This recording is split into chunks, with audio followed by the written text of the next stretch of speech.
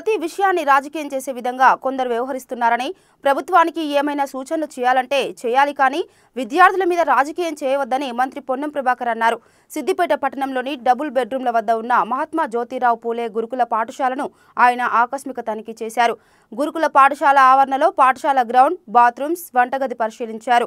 తెలంగాణ గురుకులాలు, హాస్టళ్లలో గతం కంటే మెరుగైన విధంగా వసతులు ఉన్నాయని, గురుకులాలు, హాస్టళ్ల పర్యవేక్షణ కోసం జిల్లా కలెక్టర్లు, అడిషనల్ కలెక్టర్లు, ఆయా శాఖల అధికారులతో కమిటీ వేస్తున్నామని మంత్రి చెప్పారు.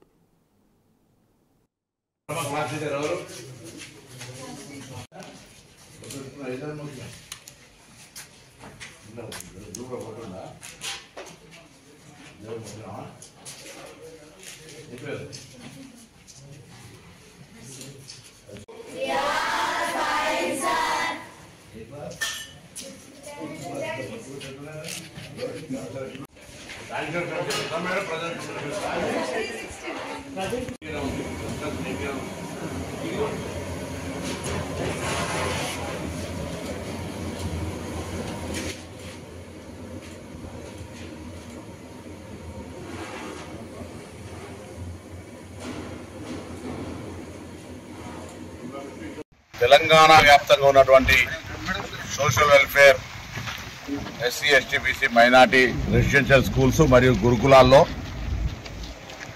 గతం కంటే మెరుగైన విధంగా ఉండే విధంగా అనేక రకాల చర్యలు ప్రభుత్వం తీసుకుంటుంది. రేవంత్ రెడ్డి గారి నాయకత్వంలో, బట్టి విక్రమార్క గారి నాయకత్వంలో. ఏదైనా ఎక్కడైనా ఇబ్బంది ఉంటే ఆ నేరుగా ప్రిన్సిపాల్లను కానీ అక్కడ ఉండబడేటువంటి అధికారులను ప్రభుత్వం దృష్టికి తెమ్మని చెప్పి కోరుతాను. జిల్లా కలెక్టర్ల దృష్టికి తెమ్మని విజ్ఞప్తి ఇంతకుముందు చేయడం జరిగింది.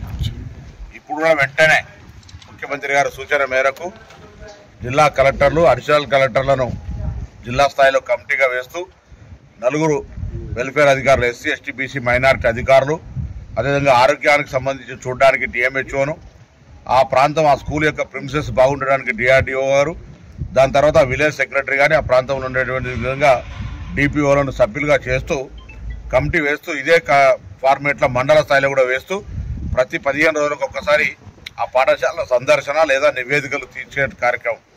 ఎక్కడ ఫుడ్ పాయిజన్ అవకాశం లేకుండా కిచెన్ కానీ శానిటేషన్ కానీ అన్ని రకాలు చూడమని చెప్తాను. దాంతో పాటుగా ఇప్పటికే మేము మెస్ ఛార్జీలు, కాస్మెటిక్ ఛార్జీలు పెంచబడ్డాయి. ఫుడ్ మెనూ అందరూ మార్చుకోవాల్సిందే. ఫుడ్ మెనూ మారినాక అవసరమైతే ఒక పేరెంట్స్ కమిటీ పెట్టి వాళ్ళ ముందు దీన్ని పెట్టి నేను పేరెంట్స్ని కూడా కోరుతా ఉన్నా, పిల్లలకు ధైర్యం ఇవ్వండి, ఎక్కడ కూడా ఆత్మస్థైర్యం కోల్పోవద్దు. సమస్యలు ఉంటే తల్లిదండ్రుల ద్వారా కూడా ప్రభుత్వం దృష్టికి తేవడానికి అవకాశం ఉంది. ప్రభుత్వం విద్యకు అన్ని రకాల ఎక్కడ కూడా ఎంత ఇబ్బంది ఉన్నా ఎటువంటి సమస్య రాకుండా చూసేటువంటి ప్రయత్నం చేస్తూ ఉంది. కాబట్టి దీని మీద కూడా రాజకీయం చేసే విధంగా 10 సంవత్సరాల అధికారం ఉన్న కిరాయిలు ఇవ్వలేక, మెస్ ఛార్జీలు ఇవ్వలేక, నిత్యం సరఫరా చేసిన ఫుడ్ సప్లయర్ కూడా పేమెంట్ లేని పరిస్థితుల నుంచి ఇవాళ వాటన్నింటినీ స్ట్రీమ్లైన్ చేస్తూ ఉన్నాం. భవిష్యత్తులో గ్రీన్ ఛానల్ ద్వారా పేమెంట్స్ చేస్తాం, క్వాలిటీ ఆఫ్ ఫుడ్ ఇస్తాం, వాళ్ళకి సంబంధించిన అన్ని రకాల బట్టలు, పుస్తకాలతో సహా అన్ని రకాల టీచింగ్ రిక్రూట్మెంట్ చేసినాం, ఫిజికల్ టీచర్ను పెట్టినాం రిక్రూట్మెంట్ చేసి. సో వీటన్నిటి ద్వారా కూడా సమస్య లేకుండా చేయడానికి స్టేట్ కలెక్టర్స్ కాన్ఫరెన్స్లో కూడా చెప్పడం జరిగింది. సో వీటన్నిటి ద్వారా మేము ఎప్పుడు కూడా కన్సర్న్ ఉన్నాం. Don't do politics on childrens. If గవర్నమెంట్కి అయినా సూచన చేయాల్సుకుంటే మేము సానుకూలంగా వినడానికి సిద్ధంగా ఉన్నాం.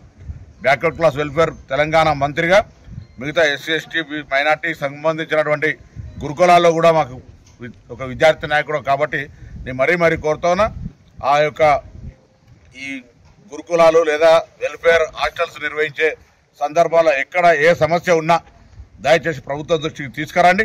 పరిష్కారం కాకపోతే అప్పుడు మీరు తప్పకుండా మీ పోరాటం చేసి హక్కు ఉంటుందనే మాట మనం